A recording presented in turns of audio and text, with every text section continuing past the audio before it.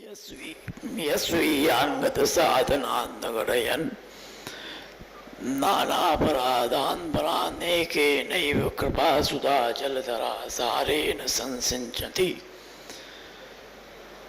श्यामत्वं निजशोभया परवपुरध्यानेन यत्कौरताम् तं रायोत्तरशब्दमुद्धृतनिजं श्रीमन्मुकुन्दं भजे।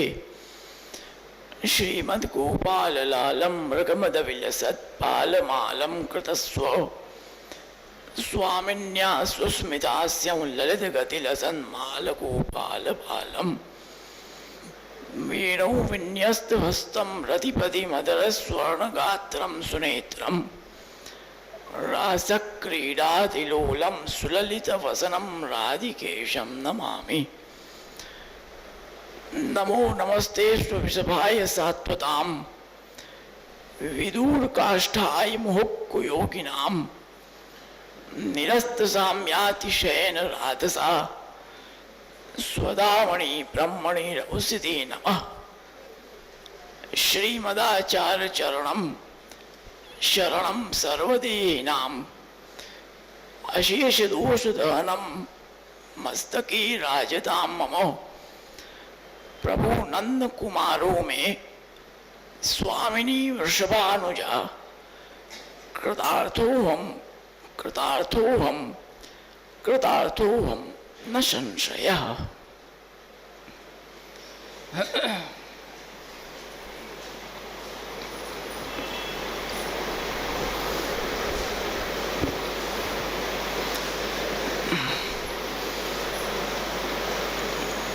सर्वप्रथम श्री मुकुंद गोपाल प्रभु के चरणों में साष्टांग दंडवत नमन करते हुए जगत गुरु श्री वल्लभाचार्य चरण, जगत गुरु श्री विठलेश प्रभु चरण के चरणारविंद में नमन करते हुए परम आदरणीय श्री पितृचरण के चरणों में नमन करते हुए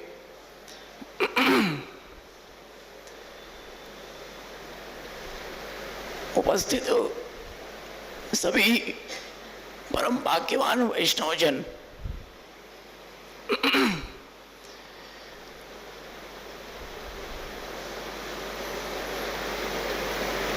प्रभु के विशेष अनुग्रह से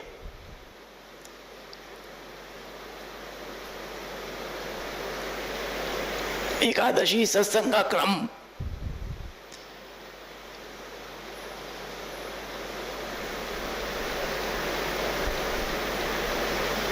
बहुत सुंदर अनवरत चल रहा है।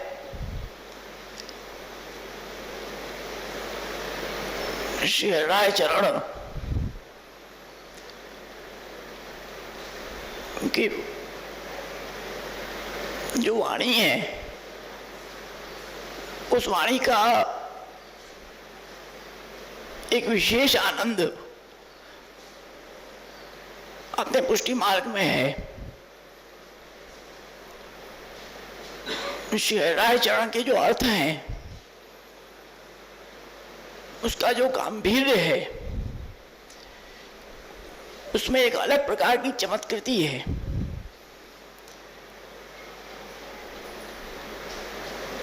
शिक्षा पत्र में भी हम जब विचार करें गहराई से तो ऊपर से हमको समझ में आते हैं कि गहराई के शिक्षार्थ आपने सब श्लोक किए हैं, परंतु उनके अंदर जो रसात्मकता छुपी हुई है, जो रसालता छुपी हुई है,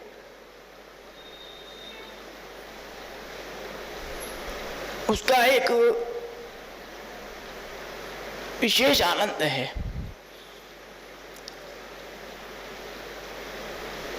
केवल सामान्य शिक्षा ही नहीं,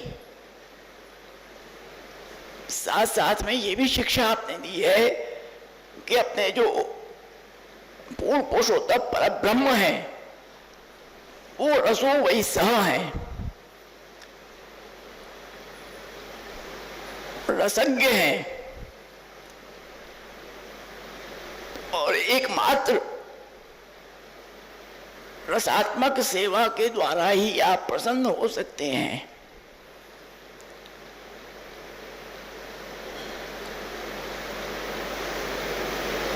द्वितीय शिक्षा पत्र देखो, नवम शिक्षा पत्र भी उसी हिसाब से वही वर्णन सब आपने प्रभु के श्रीअंग का, प्रभु के स्वरूप का उस हिसाब से ही सब आपने वर्णन किया।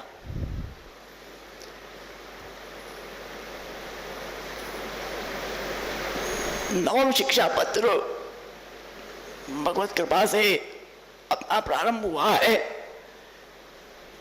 उसके 29 श्लोक पूर्ण हो चुके हैं। काफी बड़ा शिक्षा पत्र है ये, कुल 35 श्लोक हैं इसमें। 3 एकादशी से लगभग ये चल रहा है क्रम 9वें शिक्षा पत्र का। आज इसको हम संपूर्ण करेंगे। केवल 6 श्लोक और शेष रह गए हैं। उन 6 श्लोकों पे उसका विवेचन करके आज इसको अपन पूर्ण करेंगे। वैसे भी महीनों के हिसाब से आज समय थोड़ा वैसे भी कम है, इसलिए श्लोक भी कम ही है, तो समय में उसका पूरा वो क्रम बैठ जाएगा। पिछली बार जो अपन ने शिक्षा पत्र पे विवेचन हुआ,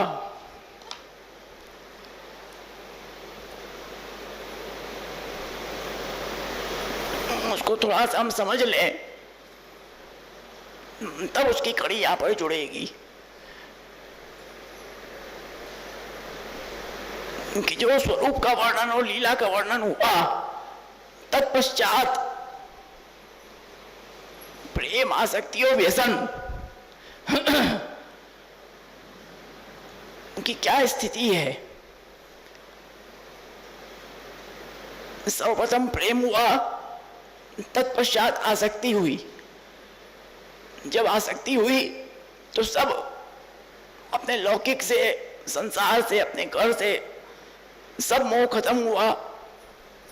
और तत्पश्चात जब व्यसन हुआ तो वो व्यसन की वो स्थिति होती है कि जब व्यसन किसी चीज का लग जाता है तो केवल वही वही दिखाई देता है, उसके बाद कुछ भी नहीं सूझता। तो व्यसन की स्थिति कितनी उच्च है, इस चीज को समझना है। अपन समाज में कह देते हैं कि व्यसन व्यसन ऐसे नहीं है। श्री रायचरण ने इसको कितना गंभीर रूप से लिया है, ये देखने का आनंद है कि व्यसन, जब प्रभु में व्यसन की स्थिति हो जाएगी तब जाके निस्साधनता आपके, हमारे अंदर, जीव के अंदर आ सकती है। उसके पहले निस्साधनता नहीं आ सकती। अपन बड़े सहज में कह देते हैं कि अपना मार्ग तो वही निस्साधन मार्ग है, परंतु ये निस्साधनता क्या है इसको समझो। केवल कह देने से निस्साधनता नहीं आ सकती। व्यसन के बाद की स्थिति है निस्साधनता की। उस स्थिति में पहुंचोगे तब जाके निस्साधनता होगी, उसके पहले नहीं हो सकती। जब भक्तों को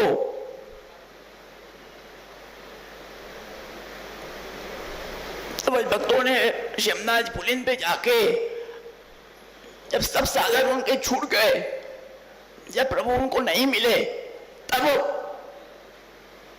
वो व्यसन की स्थिति हुई। जब प्रभु के अलावा उनको कुछ दिख ही नहीं रहा था, भगवतमय स्थिति हो गई। इसको कहते हैं कि सर्वात्म भाव रूप स्थिति हो गई। तब जाके निस्साधनता आई और तब प्रभु की प्राप्ति हुई। पिछली बार जो अपन ने व्यसन की जो राजन आज्ञा किया था कि व्यसन की स्थिति क्या है, कि सब संपूर्ण प्रपंच की विस्मृति और ब्रह्म दृष्टि का उत्कर्ष। तो जब तक ब्रह्म दृष्टि का उत्कर्ष नहीं होगा तब तक व्यसन की स्थिति नहीं आ सकती। क्यों? क्योंकि इसमें समझने का है। उस दिन कुछ रह गया था अपना, इसलिए इसको 5 मिनट कहेंगे तो अपन आगे बढ़ेंगे कि प्रपंच की विस्मृति हम जब तक सब प्रपंच को केवल प्रतीक रूप से अगर मानते रहेंगे कि ब्रह्म का प्रतीक है और प्रतीक मान के उसकी उपासना करेंगे तो हमें जो मुख्य फल है, जो स्वरूपानंद का दान है, वो नहीं हो सकता। ये बात समझने की है, क्योंकि पुष्टि मार्ग में प्रतीकोपासना नहीं है। इस बात को खास समझना। अपने पुष्टि मार्ग में साक्षात स्वरूप की सेवा है। जो श्री वल्लभाचार्य चरण कृपा करके उनकी आड़ी से ब्रह्म संबंध होने के बाद जब सेवा का अधिकार प्राप्त होता है, जब वल्लभ कुल बालक स्वरूप को पंचामृत करा के पुष्ट करके जब किसी वैष्णव के माथे पधराते हैं तो वो साक्षात स्वरूप है, उनका प्रतीक नहीं है। इस चीज को खास समझने की बात है। वो केवल मूर्ति या प्रतीक नहीं है। जिस प्रकार से मर्यादा में वो प्रतीक रूप होता है, जब गणेश जी का पूजन होता है तो सुपारी रखी जाती है, वो उसमें गणेश जी का वाहन होता है, वो उसका प्रतीक रूप होता है, फिर उसका विसर्जन हो जाता है। परंतु अपने पुष्टि मार्ग में ऐसा नहीं है। उसको प्रतीक मानोगे तो व्यसन की सिद्धि नहीं हो सकती। इसीलिए आता है व्यास सूत्र ब्रह्म दृष्टि उत्कर्षात्। ब्रह्म दृष्टि का उत्कर्ष जब हो जाएगा कि ये सब प्रपंच जो भी है, ये सब केवल प्रपंच मात्र नहीं है, भगवत कार्य तो है ही है, परंतु सब कुछ भगवत स्वरूप ही है, साक्षात भगवत स्वरूप है। जब हम प्रभु की सेवा करें तो भी हमारे बुद्धि में, हमारे मन में, हमारे अंदर ये स्पष्ट होगी जिसकी हम सेवा कर रहे हैं वो साक्षात यशोदो संग लालित नंद नंदन है, न कि प्रतीक है। अगर तुम्हारे मन में प्रतीक की भावना आ गई तुम्हारी सब सेवा बेकार है, कोई मतलब की नहीं है। क्योंकि मायावाद में, अन्य ज्ञान मार्ग में क्या है, ऐसे ही है कि प्रतीक की उपासना करके उस प्रतीक को केवल माध्यम बनाया जाता है वहां तक पहुंचने के लिए। केवल प्रतीक को वो एक प्रतीक बनाते हैं कि इस प्रतीक की उपासना करो, ये तुम्हारा केवल माध्यम है, उसका कोई महत्व नहीं है।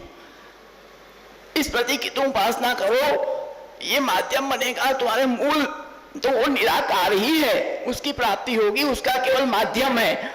जब तुम उस तक पहुंच जाओगे, जब तुमको ज्ञान हो जाएगा तो इसका कोई मतलब नहीं, इसको हटा दिया जाएगा। जैसे एक प्रकार की सीढ़ी, छत पे जाने के लिए हमने सीढ़ी पे हम चढ़े, उसके बाद उस सीढ़ी को हटा दो, कोई मतलब नहीं। जब ऊपर पहुंच गए तो भी सीढ़ी का क्या काम, ऐसा नहीं है। अपने यहाँ तो साक्षात स्वरूप की सेवा है। जो हम स्वरूप की सेवा करते हैं, जो स्वरूप हमारे माथे विराजते हैं, वो साक्षात स्वरूप है। और साथ साथ जो भगवत सेवा में जितनी भी अलौकिक सामग्री, अलौकिक जो इतने साहित्य, चाहे सिंहासन हो, चाहे खंड हो, चाहे पाठ हो, चाहे कुछ भी हो, जो प्रभु के सब साहित्य हैं वो सभी अलौकिक हैं और वो भी भगवत स्वरूप ही है। वो भी केवल लकड़ी का सिंहासन है, ऐसा नहीं है। वो भी, उसके अंदर भी साक्षात जब वो ठाकुर जी की सेवा में अंगीकार हो गया तो उसके अंदर ही अलौकिकत्व आ गया। उस पर भी अगर पैर लगेगा तो हम तुरंत स्पर्श करेंगे। क्यों? क्योंकि भगवत सेवा में अंगीकार हो रहा है। सब वही स्वरूपात्मक, सब चीज स्वरूपात्मक हो जाएगी। आज तुम्हारी बैठने की कुर्सी होती है घर में, उस पर पैर लगता है, तुम उसका स्पर्श करते हो? कोई नहीं करता। उसको लात मार के अपन पीछे कर देते हैं, पैर से घसका देते हैं। लेकिन जब ठाकुर जी की सेवा में जाओगे तब को तुम लात मार के कोई चीज घसकाओगे? पैर से घसकाओगे? नहीं घसका सकते। क्यों? क्योंकि वहां पर वो स्वरूपात्मक है। उसमें उसी भावना से कि ये प्रभु के सिंहासन है, वो प्रभु की गादी है, वो भी यशोदा जी की अंक का स्वरूप है। ऐसे जितने भी साहित्य हैं वो सब कुछ न कुछ भावना है। तो भाव प्रधान, जब तक भावना नहीं होगी हमारी, उस हिसाब से ही भावना हमको रखना है। और ब्रह्म दृष्टि का उत्कर्ष जब होगा तब जाके वसन के सब कुछ भगवानमय जब तक नहीं होगा, हमारी दृष्टि अगर लौकिक है तो हमें ये व्यसन की स्थिति नहीं आ सकती। इस चीज को समझ के आगे बढ़ना।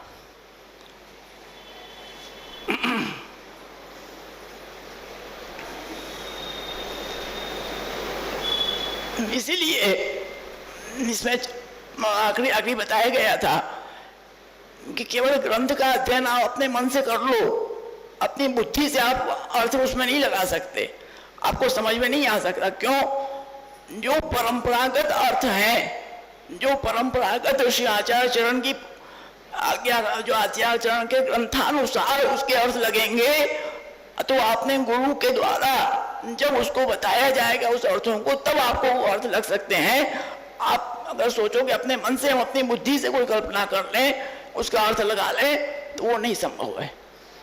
श्री आचार्य चरण की कृपा से, उनकी आज्ञा के अनुसार, उस परंपरा के अनुसार, अपने गुरु की आज्ञा के अनुसार जब हम अर्थ रखेंगे, अर्थ करेंगे, तब जाके हमको वो स्फूर्त हो सकता है, नहीं तो नहीं हो सकता।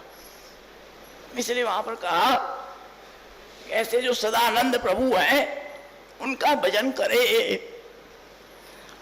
अब भजन जो करे वो भजन कैसे हो सकता है? जब तक भाव नहीं होगा, जब तक भाव नहीं होगा तब तक भजन नहीं हो सकता। भाव मुख्य है, तो भाव कैसे हो? तब यहां पर बता रहे हैं कि भजनम भाव रूपस्य भावे नहीं वोपपद्यते चेतस तत्प्रवणम सेवा यत एव निरूपिता। प्रभु का भजन कैसे हो सकता है? कि भाव रूप से। जब तक भाव नहीं है तब तक प्रभु का भजन नहीं हो सकता। बिना भाव के प्रभु का भजन नहीं हो सकता। भावेन एव, वो भाव के द्वारा ही जागृत होता है। बिना भाव के जागृति नहीं हो सकता। जब तक भाव नहीं है तो भजन की जागृति ही नहीं आएगी। तो आप भजन करो, वो तो उस भजन का कोई मतलब ही नहीं है जब तक आपके अंदर भाव नहीं है उसके प्रति। तब उसका कहा कि कैसे कि चेतस तत् प्रवणम सेवा यत एव निरूपिता।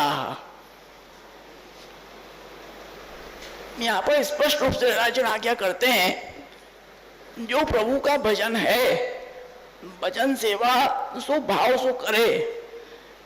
कहते जो भाव बिना आगे मानसी फल रूप ना हो। आप प्रभु की सेवा कर रहे हो, प्रभु का भजन कर रहे हो, भज धातु सेवायाम आती है। भजन का अर्थ केवल भजन कीर्तन नहीं है, भजन का अर्थ प्रभु की सेवा भी है। सेवा और कीर्तन दोनों इसका अर्थ है। तो प्रभु का भजन जब हम कर रहे हैं, जब प्रभु के सेवा में हम जा रहे हैं, हमारे अंदर अगर कोई भाव ही नहीं है प्रभु की सेवा के प्रति, जैसे नौकर चाकर होते हैं,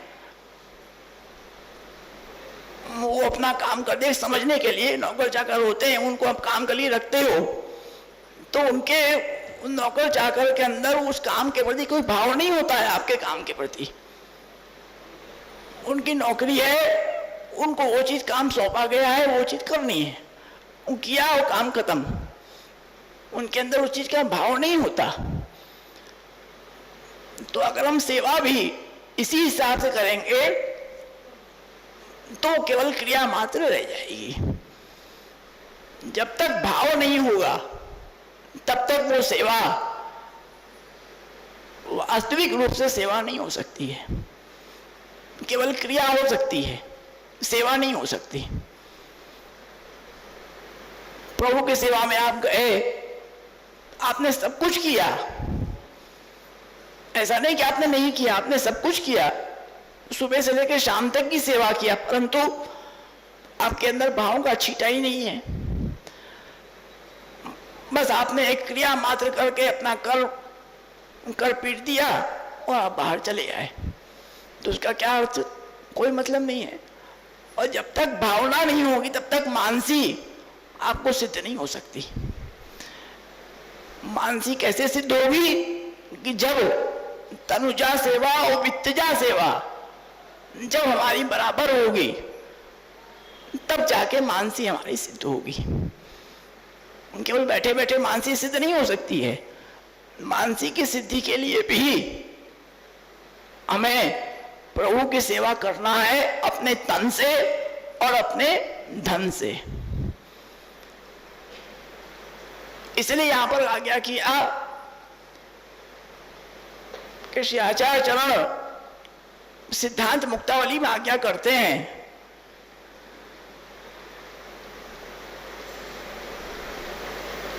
कि कृष्ण सेवा सदा कार्या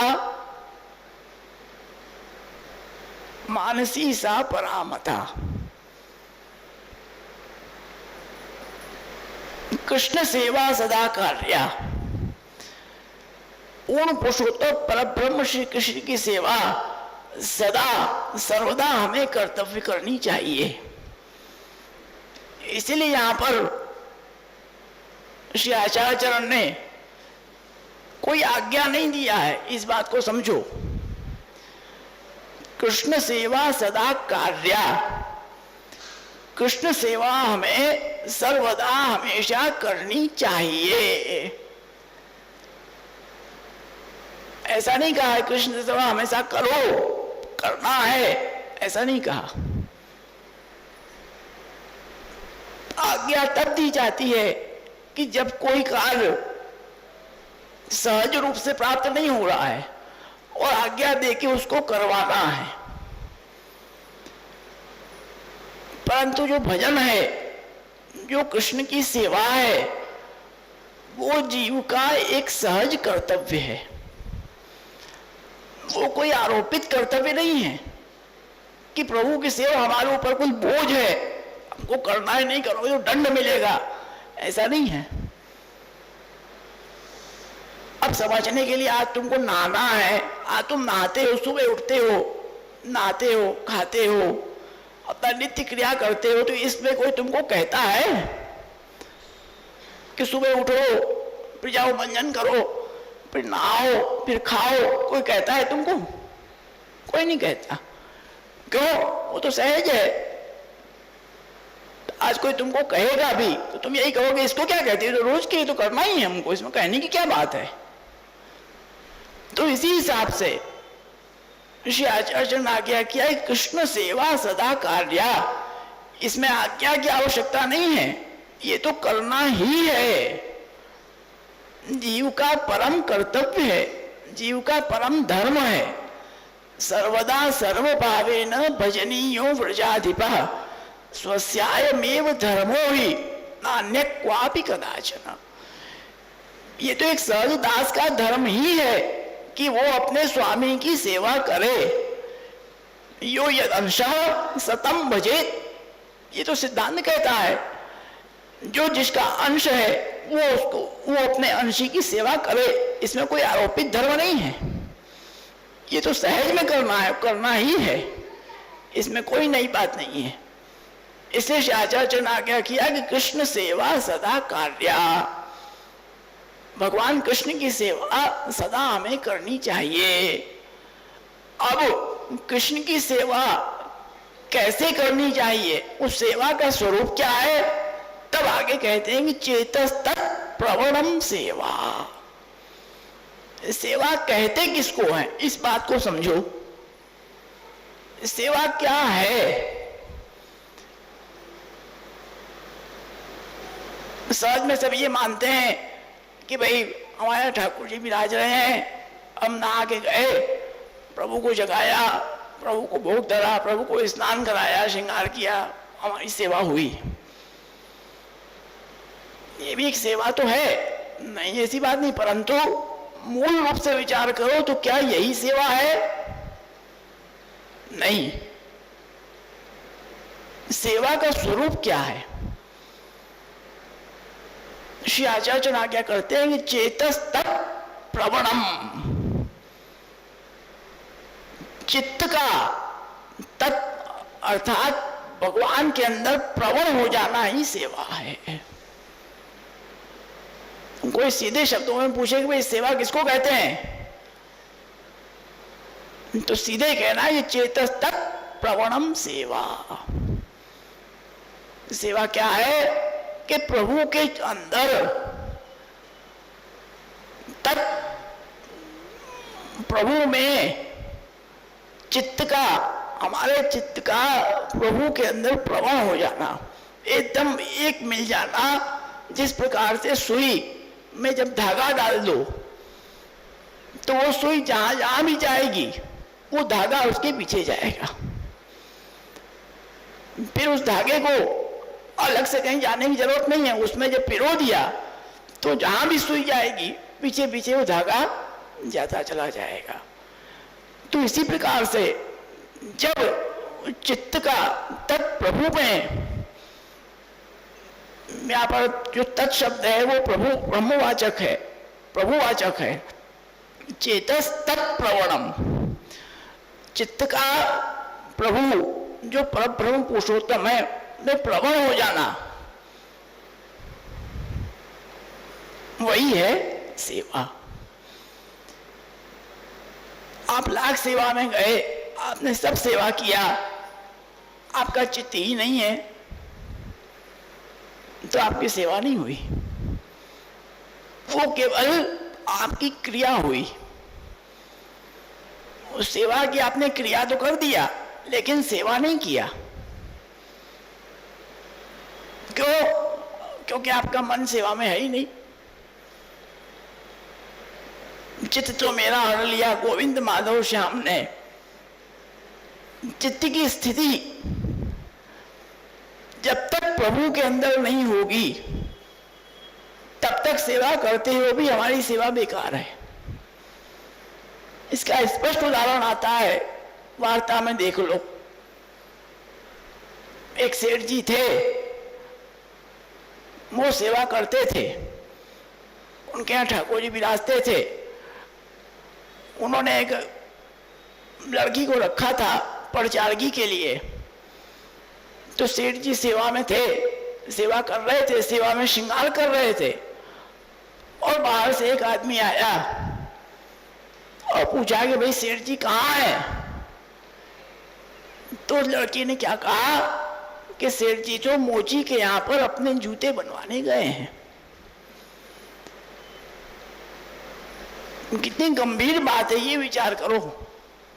सेठ जी को स्वरूप का भान नहीं था, वो जो प्रचारक रखी हुई थी उसको श्री आचार्य की इतनी कृपा उसके ऊपर, उसको सेवा का इतना भान था कि सेवा किसको कहते हैं। क्या कहा उसने कि भाई सेठ जी मोची के यहाँ गए हैं। तो उस आदमी ने कहा ठीक है भाई, उनको दिखे नहीं तो सेवा में थे, गए होंगे, वो वापस चला गया। फिर आया वो, तब सेठ जी सेवा से निकल चुके थे।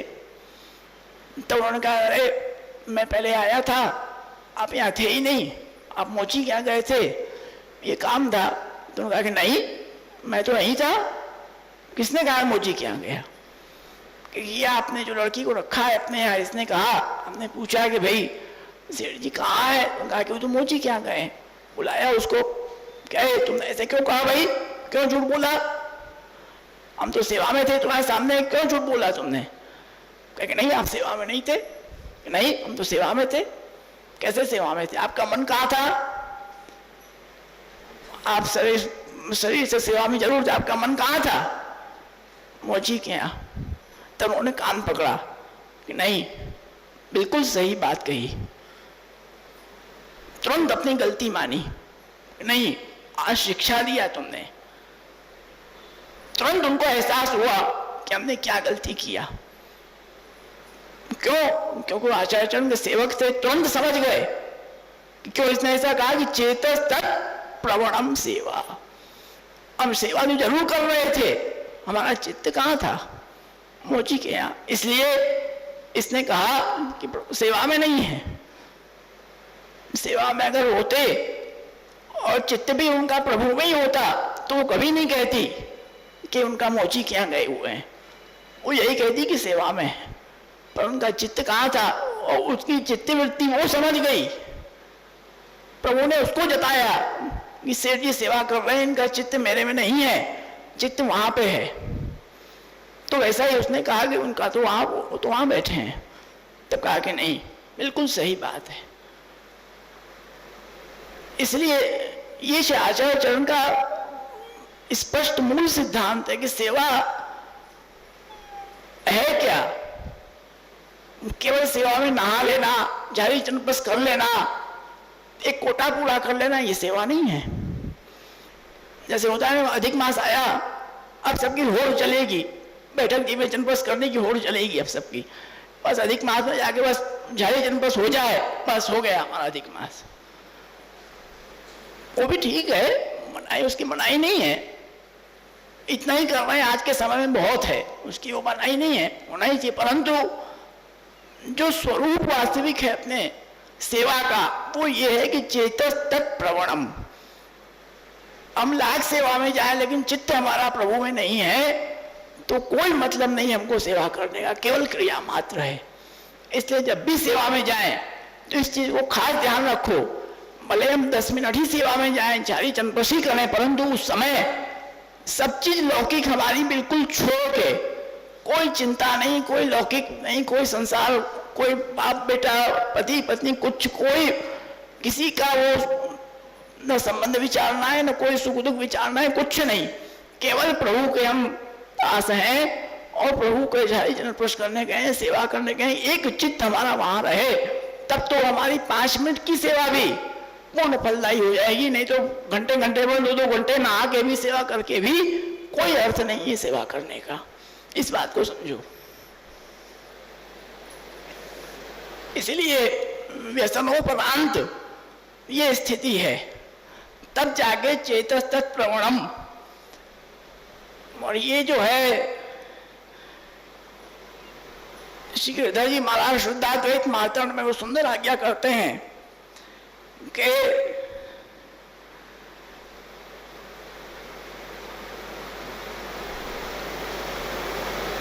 ये जो मानसी सेवा है, ये मानसी सेवा केवल सा व्रजांगनासु, केवल व्रजांगनाओं में ही सिद्ध है वास्तविक रूप में, बाकी कहीं भी सिद्ध नहीं है। श्रीमद् भागवत का उदाहरण देते हैं आप, एकादश स्कंद का, नाविदन मय्यनु शक्क बधियः स्वात्मात्मना मदस्थथेदम इति श्री भागवत वचनात्। यम सर्वात्म भाव काष्ठा। श्री गिरधर महाराज स्पष्ट आज्ञा करते हैं कि ये जो मानसी सेवा है ये सर्वात्म भाव की काष्ठा है, यही सर्वात्म भाव है। जब हमको मानसी सिद्ध हो गई तो समझो कि सर्वात्म भाव प्रभु में हमारा सिद्ध हो गया। और तत्सिद्ध्यर्थम, सर्वात्म भाव रूप मानसी सेवा सिद्ध्यर्थम, सर्वात्म भाव रूप जो मानसी सेवा है उसकी सिद्धि के लिए वो कैसे प्राप्त होगी? तब कहा कि तनुवित्ताभ्याम जन्यते या सा तनुवित्त जनी ही। जो सर्वात्म भाव रूप जो मानसी सेवा है वो सिद्धि कब होगी? कि जब तन सेवा और धन सेवा हमारी जब बराबर होती रहेगी, तब जाके मानसी हमारी सिद्ध होगी। जब अपने तन से और अपने धन से हम प्रभु की सेवा जब बराबर करते रहेंगे, ये तनुजा सेवा और वित्तजा सेवा दोनों मानसी में साधन है। ये दोनों सेवा साधन बनती है मानसी की फल की सिद्धि के लिए। जब ये दोनों सेवा होगी तब मानसी फल रूप जो है वो हमें प्राप्त होगी। और मानसी सेवा जो है वो सर्वात्म भाव रूप है। स्पष्ट श्री हृदय में आज क्या करते हैं, सर्वात्म भाव रूप वो मानसी सेवा है।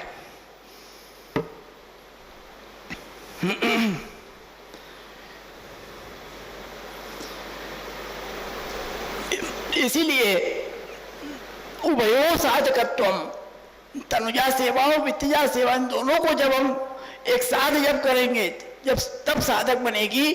केवल एक सेवा हमने कर दिया कि हम तन सेवा करते हैं।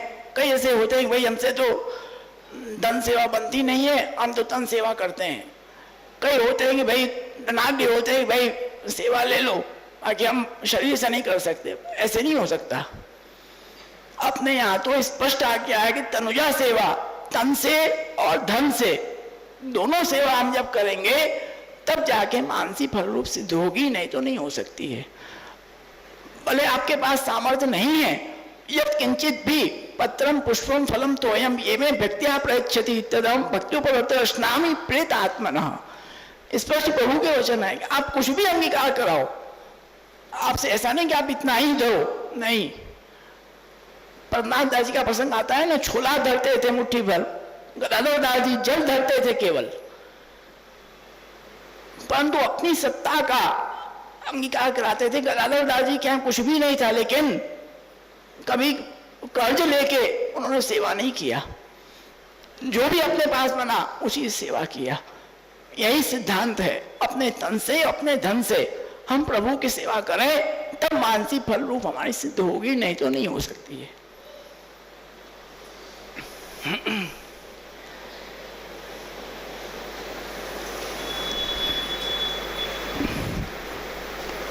इसलिए यहाँ पर शिव आप आज्ञा करते हैं कि सेवा याम वा कथा याम वा यस्या शक्ति दृढ़ा भवेत।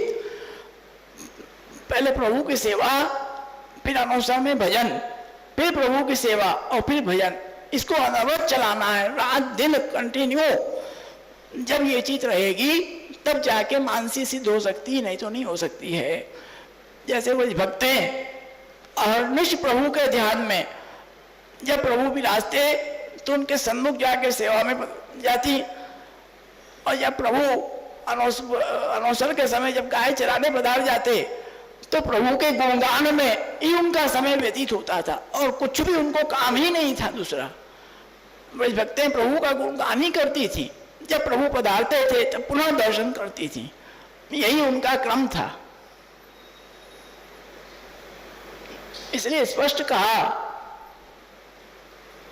कि अष्टप्रहर चित्त में मानसी तिनको साधवे वाली तनुजा सेवा, तनुजा वित्तजा भाव करी करे तब सिद्ध होए। तनुजा वित्तजा भाव सहित मन लगाए के करे।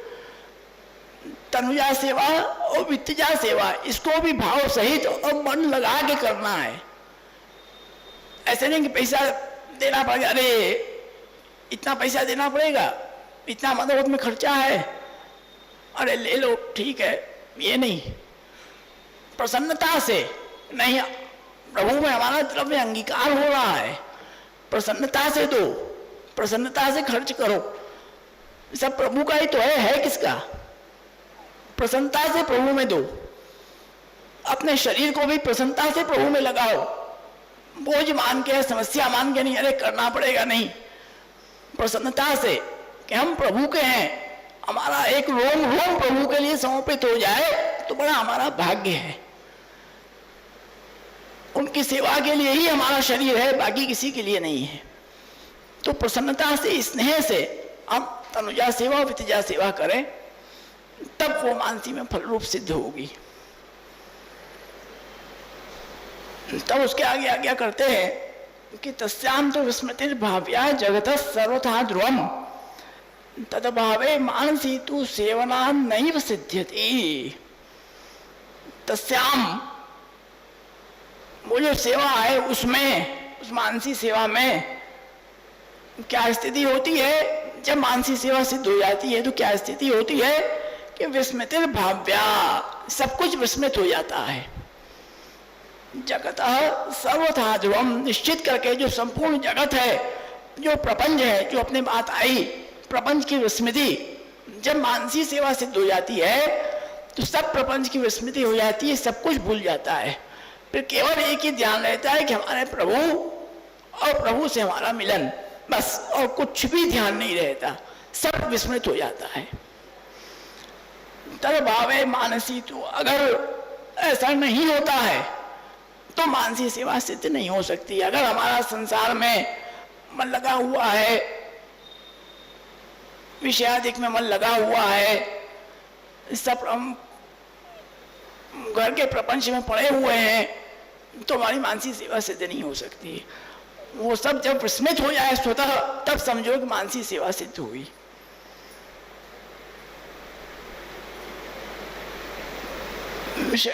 राजन आज्ञा करते हैं कि मानसी सेवा को यह भाव है जो सगरे जगत को सर्वथा भुलावे, यह निश्चय जानो।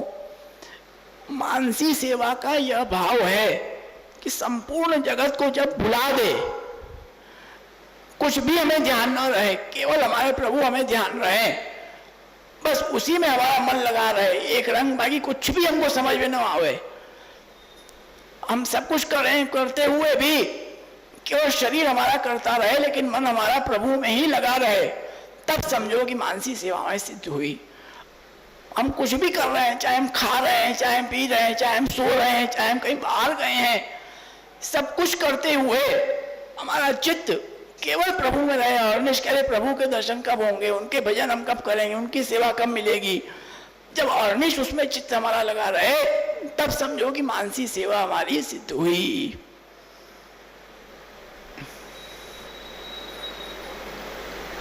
अब यहां पर कहते हैं कि भाई पहले तो तनुजा वित्तजा सेवा ही दुर्लभ है, तो मानसी कैसे होगी? तब उसको बता रहे हैं कि वो समस्या कहां पे आती है, क्यों सिद्ध नहीं हो पाती, उसमें क्या रोड़ा क्या बनता है, उसको आप आज्ञा कर रहे हैं कि उसमें बाधक क्या है, जो इस प्रकार की स्थिति हमारी नहीं बन पाती है, उसमें बाधक क्या है, क्यों नहीं बन पाती है ऐसी स्थिति, उसको आप बता रहे हैं।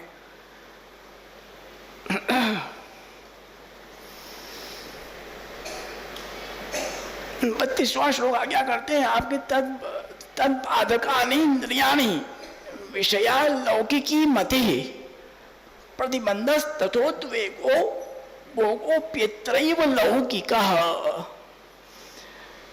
सबसे बड़ी बाधा क्या होती है कि हमारी इंद्रियां,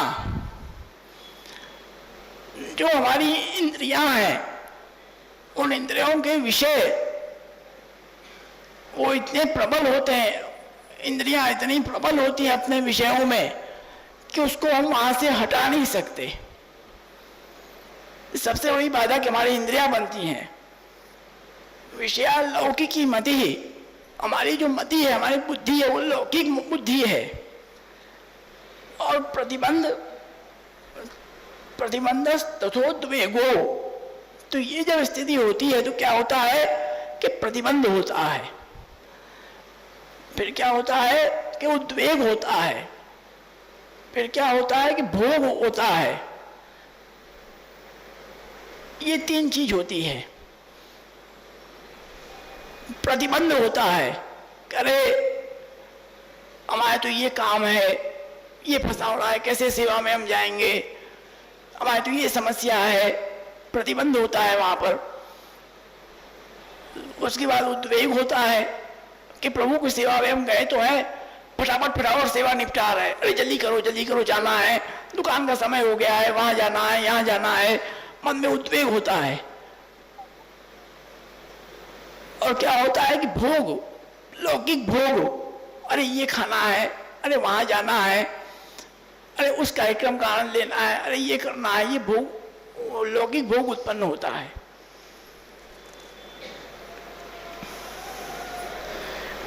यहाँ पर आज्ञा करते हैं कि जो तनुजा वित्तजा सेवा है वो मन लगा के करे, तामे दशो इंद्रिय बाधक है।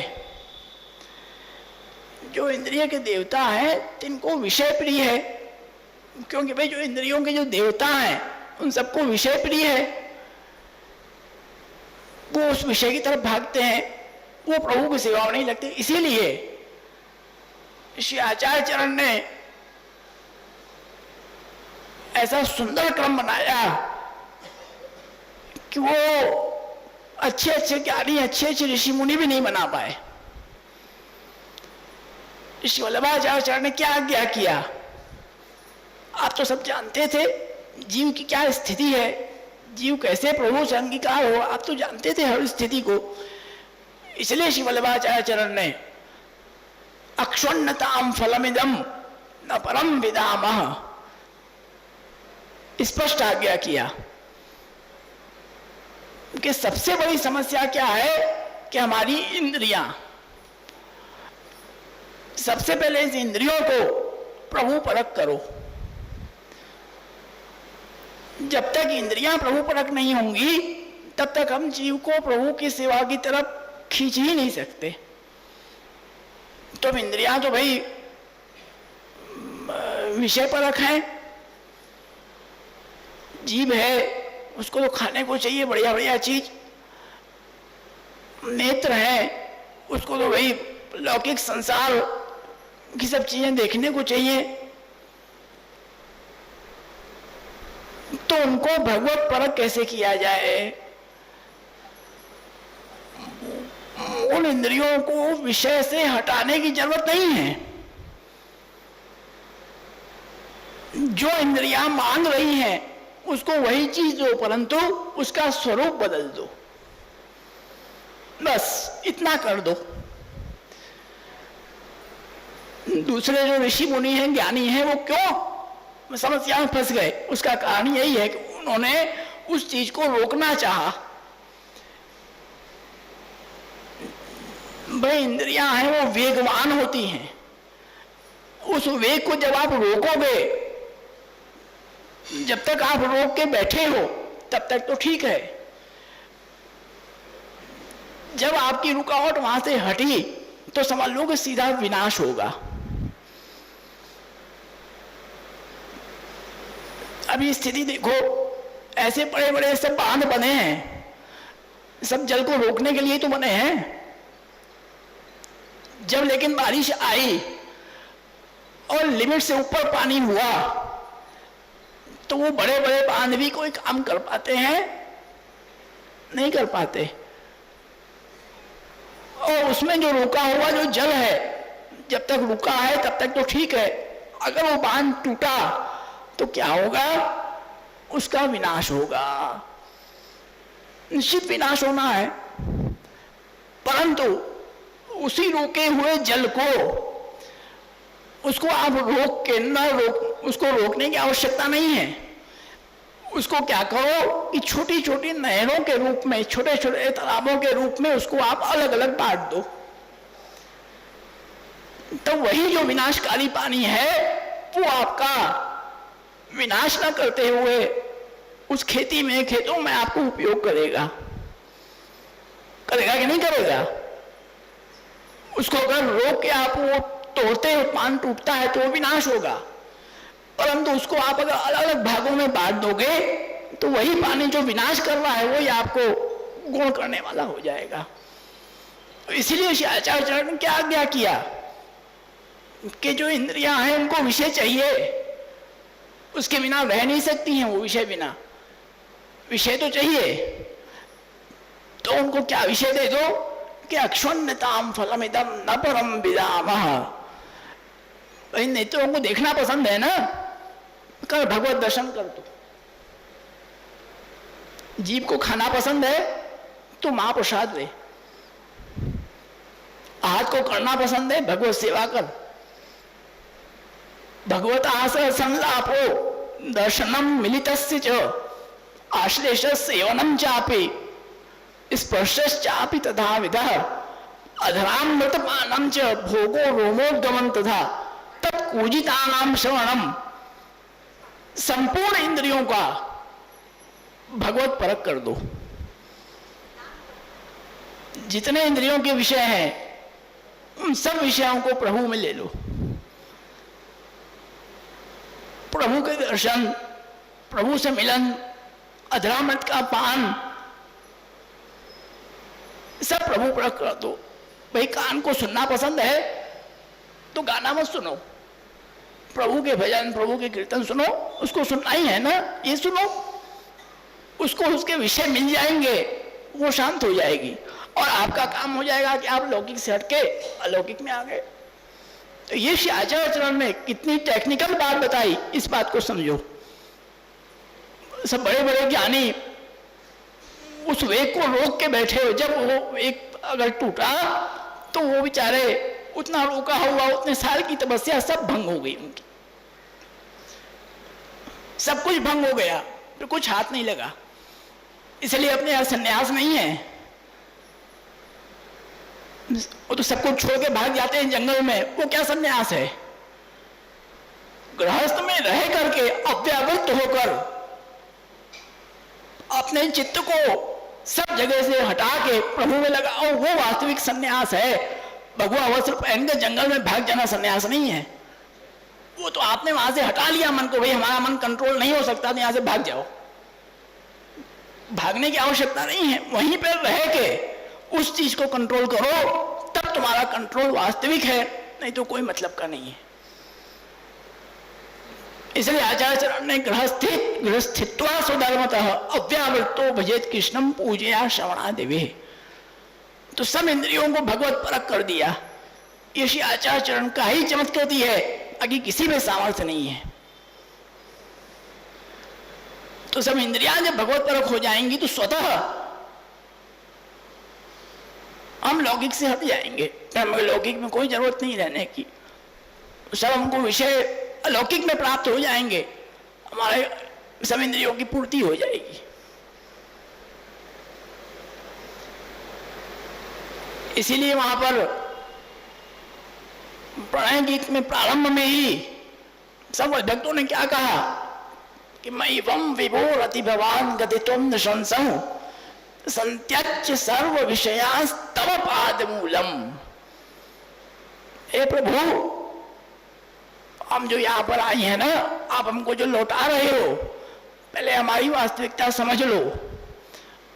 हम क्या सब छोड़ के आई हैं? संत्यज्य सर्व विषयान, जितने भी विषय हैं लौकिक विषय, हम सबको छोड़ के यहाँ पर आई हैं। और केवल विषय को छोड़ के नहीं, सवासनाया, वासना के सहित, इस बात को समझो आप। केवल विषय को छोड़ देना नहीं होता है, उसकी वासना को भी छोड़ देना।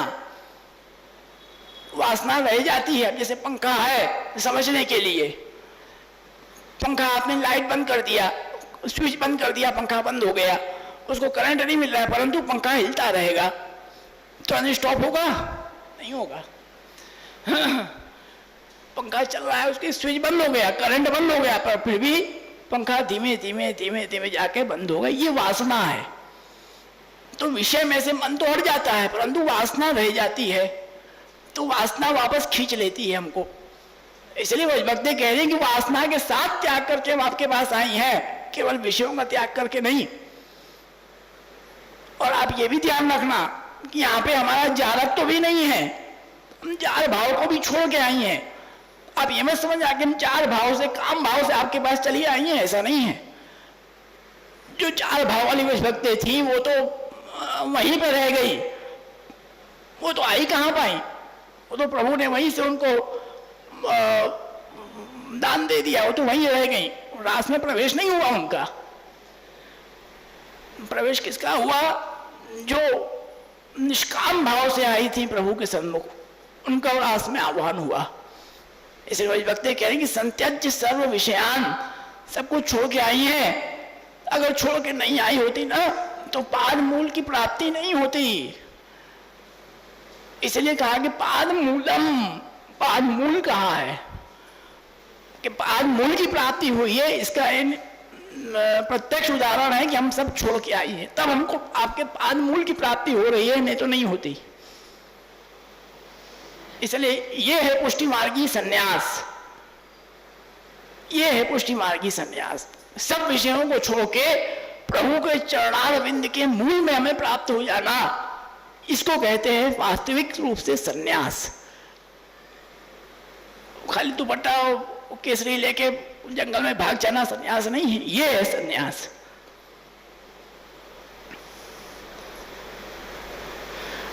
तो उसके आगे बता रहे हैं कि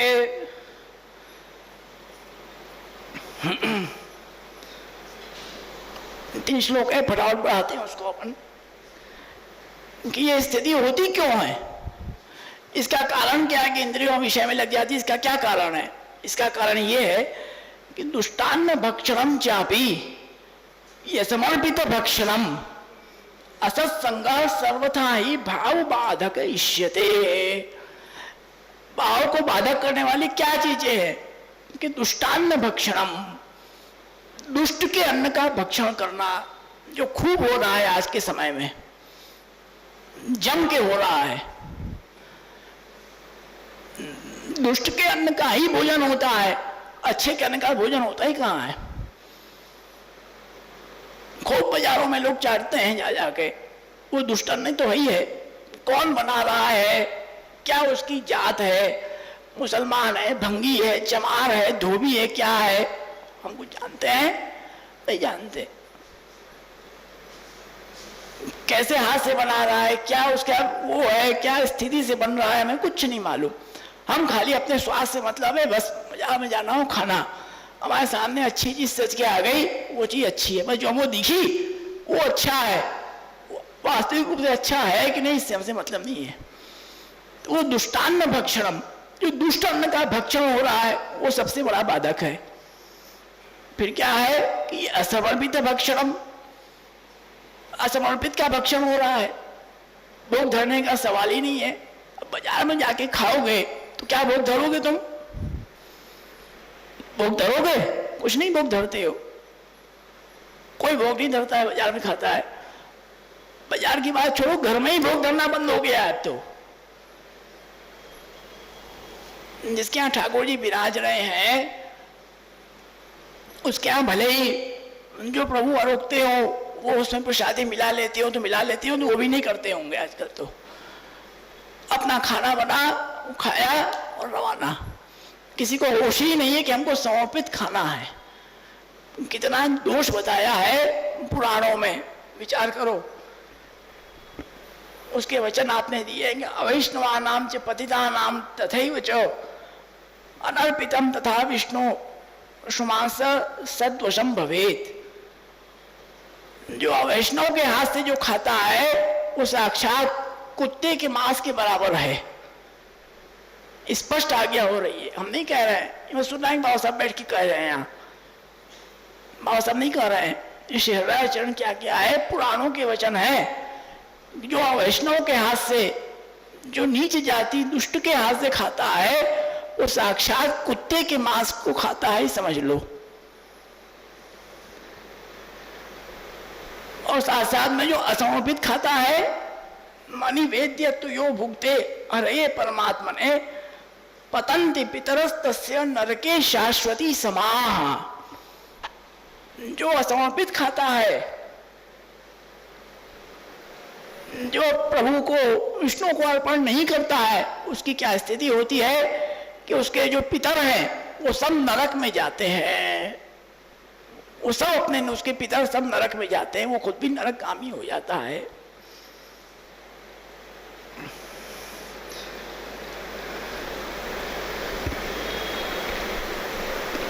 पतित को अन्न तथा जो प्रभु में प्रभु को अर्पित नहीं किए उसको मांस कुत्ता के मांस बरोबर है। स्पष्ट आज्ञा हो रही है। आजकल सबों की वही स्थिति है, सब वही कर रहे हैं, इसलिए बुद्धि भ्रष्ट हो रही है।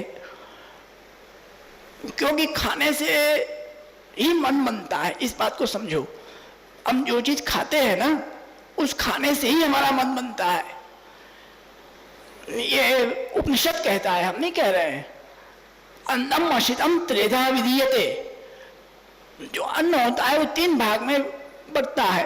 पहला भाग तो मल में जाता है, पुरुषम, जो हम खाते हैं पूरे दिन में, उसका जो पहला जो स्थूल भाग है वो हमारे मल के द्वारा निकल जाता है। जो दूसरा भाग है उससे मांस बनता है, और जो तीसरा भाग है उससे मन बनता है। तो जैसा खाओगे वैसा ही तुम्हारा मन होगी, वैसे ही बुद्धि होगी। दुष्ट का अन्न खाओगे तो वही दुष्ट बुद्धि होगी, असमर्पित खाओगे तो वही बुद्धि होगी। उसके बाद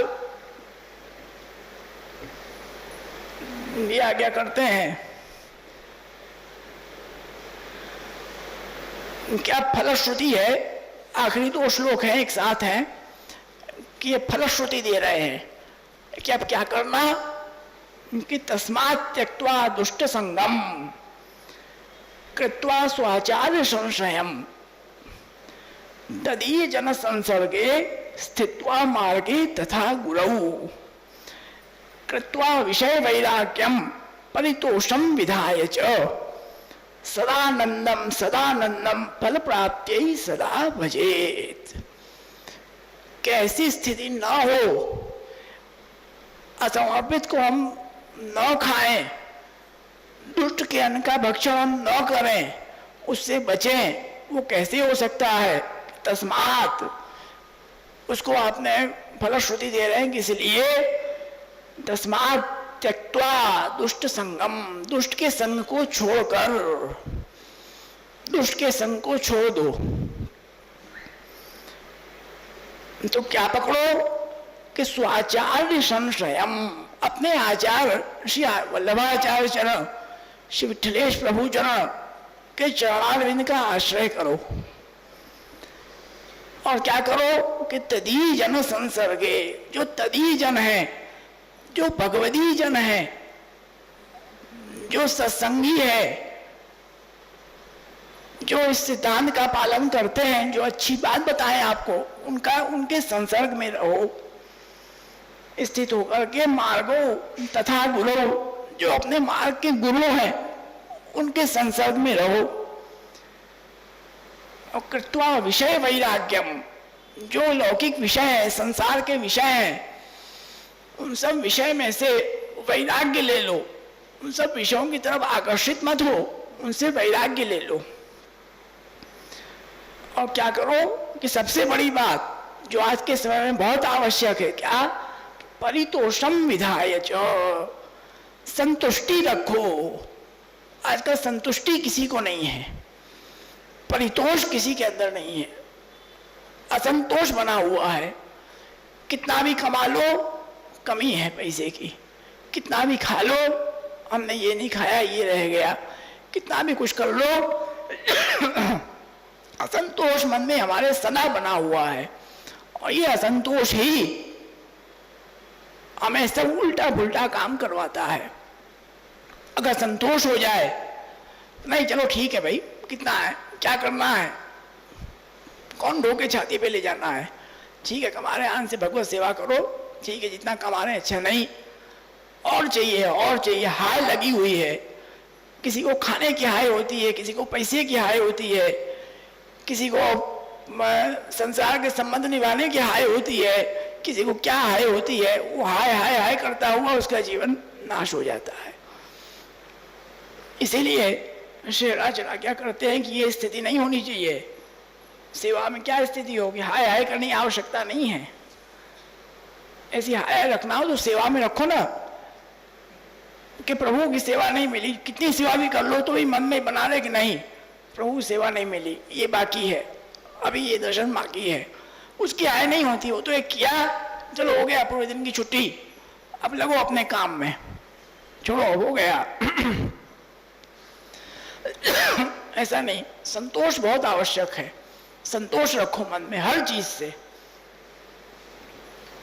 इसे यहाँ पर 4-5 चीज बता रहे हैं आप कि सबसे पहला श्री आचार्य चरण के चरणारविंद को आश्रय, दूसरा भगवती को संग, तीसरा पुष्टि मार्ग में स्थिति, चौथा गुरु कहे ता प्रकार सेवा, और पांचवा यह पांचों प्रकार भगवती वैष्णव को कर्तव्य है।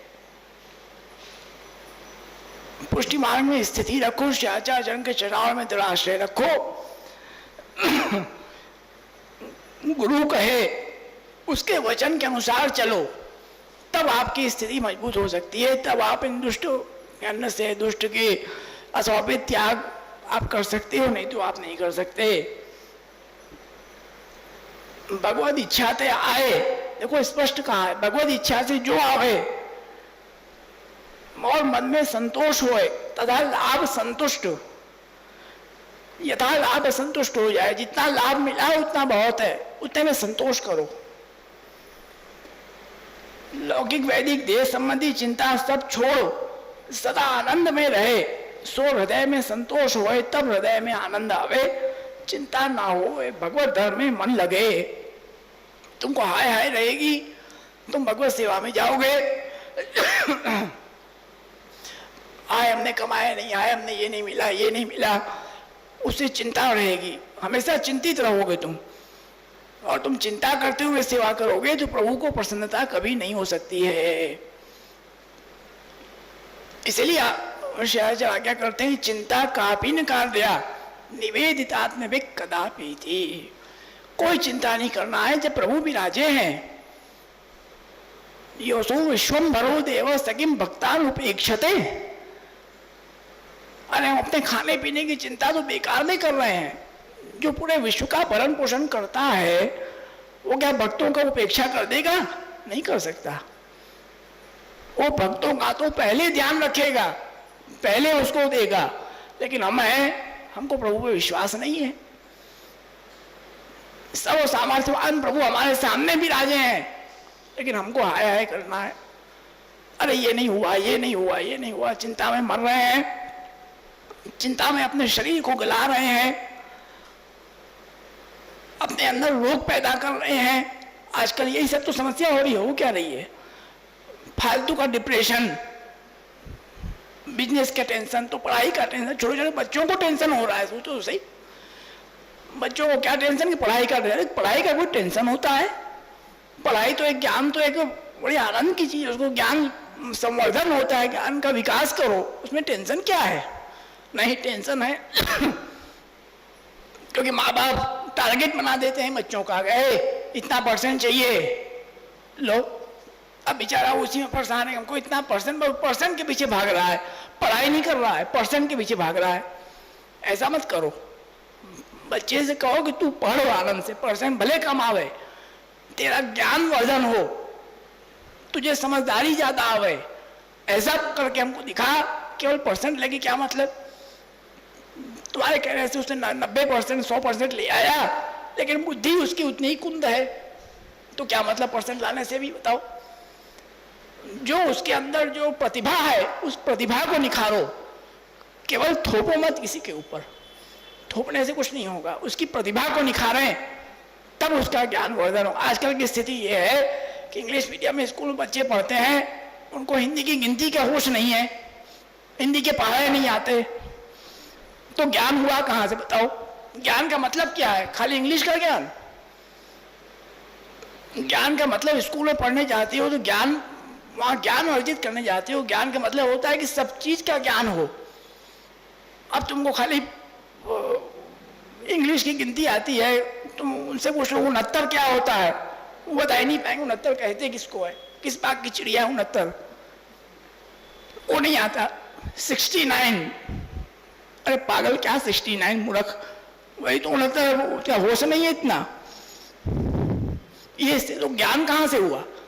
ज्ञान तो नहीं हुआ है। तो ज्ञान का और जिसको कहना चाहिए और ज्ञान बेकार हो रहा है, ऐसा ज्ञान नहीं चाहिए। ज्ञान ऐसा हो कि हर क्षेत्र में उसको ज्ञान हो, तब तो ज्ञान है। तो ज्ञान क्या है? कुछ नहीं। तो ये टेंशन चिंता फालतू की हाय है नहीं, जो मिला उसमें संतोष, कोई चिंता नहीं, सब प्रभु करने में समर्थ है, सब प्रभु करेंगे, चिंता क्या करना है, प्रभु विराजे हैं, करेंगे। तो भगवत कृपा से ये 9वां शिक्षा पत्र अपना संपूर्ण हुआ। अब अधिक मास आगे उपस्थित है, उसमें भी कथा का कार्यक्रम भी है, सब है, उसमें भी अपन इसका क्रम समय होगा, तो इच्छा तो है कि इसका क्रम आगे बढ़ाएंगे। फिर 10वां शिक्षा पत्र तो छोटा ही है, तो लगभग एक बार में ही हो जाना चाहिए, हो जाएगा। वैसे ही क्रम प्रभु के पास से, बड़ों के आशीर्वाद से आगे बढ़ता रहेगा। तो शेष न कहते हुए श्री आचार्य चरण के चरणों में अपने आचार्य ऐसे समर्थ हमारे प्रभु ऐसे आचार्य हैं, उनको छोड़ के हम दूसरी जगह भटकें इसका कोई मतलब नहीं है। ऐसे समर्थ आचार्य भी आज रहे हैं, उनके चरणारविंद का एक दृढ़ आश्रय करें, इसी में हमारा उद्धार है। नहीं है कि अपने वचनों को विराम करेंगे। करो।